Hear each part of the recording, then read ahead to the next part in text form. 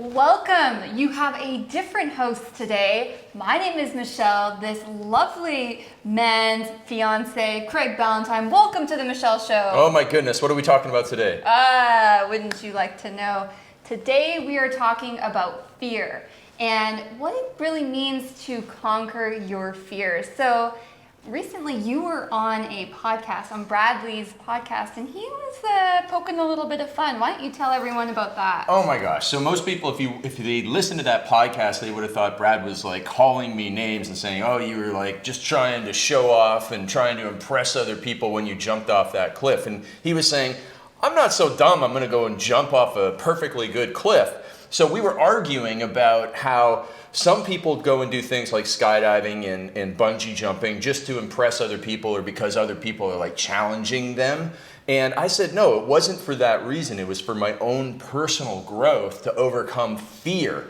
And he finally saw it my way when I explained it to him like that. Okay, well, so you jumped off a cliff? Oh, yeah. Walk me through that. Okay. Where did you do it? What was going through in your mind? And how did that actually make you conquer a fear? Okay, so I was in South Africa with my friend Joel Marion, and we were on safari. And then there's this place called Victoria Falls in Zimbabwe.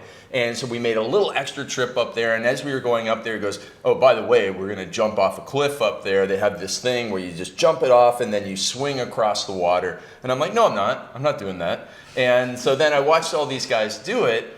And I realized that I was just holding back. And so the next day we went back and I jumped off this cliff. And it's at Victoria Falls. It's like one of the 7 wonders of the world. And it's 275 feet straight down. Hike. Yeah. And when you're falling down, I actually ran out of scream the first time. I jumped off and I yelled turbulence, like old turbulence training for anybody who's watching who's been around for a long time. I had my program turbulence training and I jumped off and I said that. And as I was screaming it on the way down, I ran out of air. I had to take another deep breath and go, because it was such a long fall. And people will use this term a lot, that something changed their life, but it actually did change my life. It's a cliche, but that moment changed my life because I realized if I could do that, then I could overcome a lot of the little fears that held me back from more important things in life. That sounds scary. It was pretty darn amazing so what happens is as you jump off, it's not a bungee where you go right back up. Yeah. Instead, it's a swing and it catches you, and there's this feeling right here of amazing freedom where it's a smooth transition, and you're like, oh my gosh, I just did something absolutely amazing, and I'm safe again. Yeah. Even though you're still like 200 feet above the water, and you're just like going back and forth, and then this guy has to take this little. He rides this little thing down to come and get you, and he hauls you all the way back up. Like pull you up? Yeah, that's his job all day long, is to go down. Yeah, it's freaking scary. And so it just was this freeing sensation, and this freeing sensation was both literal and figurative. And like, okay, I was free and I was safe, but emotionally I felt different. And I remember that moment. I can still feel that moment of freedom from fear. And again, not just the fear of heights. I'm not a huge height fan. I'm a little scared of heights. Mm-hmm. So there was conquering of that fear, but it was more the fear of rejection in life, the fear of overcoming things that had held me back. And it was one thing, not the only thing, but it was one of the things that allowed me to move forward on so many of the things that had held me back up until that point. That leads me into my next question, which is, what are some other good things that have come from doing this, from jumping off into this bungee swing situation in South Africa? Well, it was actually Zimbabwe, to be correct. Yes. Zimbabwe. So there I was, and for a long time, I was afraid of asking for help. Mm-hmm. I was afraid of rejection, whether it's in sales calls or whether in relationships. And I realized, okay, you did that. And the thing that actually got me to jump was realizing that so many other people had done it before. Like, I wasn't the first person to jump off. And so if all these other people had jumped off and it was safe and they did it, therefore, if I jump off, it will work for me too. And so I started to realize everybody goes through life and does sales calls or asks somebody out on a date or whatever it is, and they're still alive, and sometimes it works. So I started asking for more help in my business, in my relationships, and allowed me to overcome that, which, because I did that, because I asked a mutual friend of ours for an introduction to amazing women that we finally met. And here we are today, not just boyfriend and girlfriend like we were months ago when we were filming videos, but actually fiance and getting married soon. And it was like, you know, people say you're taking the plunge. I literally took the plunge, and it paid off. And it paid off in so many areas of life. So you would say just because you did that one thing that it changed everything for you. So what would you say to somebody who maybe doesn't have the opportunity right now to go to South Africa Sure. And do this big thing? What's something that they can do, you know, if they've been thinking about, you know, conquering their fears, what's something that they can do right now? Well, so many people have the fear of speaking in public. And one thing that you could do is simply for the next 30 days, do a 1-minute video with your phone. Just hold your video up. You don't even have to post it, but just make a video for the next 30 days. It's stacking wins like that. And again, that jumping off of the cliff, it was helpful, but it wasn't the only thing. And I had to go and stack wins in so many other areas of my life. And so by doing that, that then made me more open to doing this thing. And then this thing made me more open to asking for help. And then asking for help here made me more open to asking for help here. And then it was just like climbing a set of stairs, you know, until you're at the top, overcoming your fears. And yeah, the first one might have been like 3 steps worth by jumping off that cliff. But every single thing, every single victory where you overcome a little fear really adds up into conquering big fears in the end. Yeah, I love that. Mm-hmm. Why would you say that most people are so terrified? Like, where do you think that people get fear from? And if it's something that's maybe from, you know, a younger age, what's something that they can do today to help with that? Great question. The last part of that is tough to answer, but I'll tell you on the first part is that what people need to do is to realize what the heck they're scared of. And for most people, the reason why they're so scared of something is because they have an overactive imagination like I did. I thought, oh, all these things are going to happen. I'm going to lose credibility or I'm going to lose my status, all these things. And so it was like all these worries, which led to anxiety, because anxiety is worry about something that's going to happen in the future. And 99.9% of the time, those things don't happen. And even if they do happen, people might think they're like going to happen this much, but they only happen this much.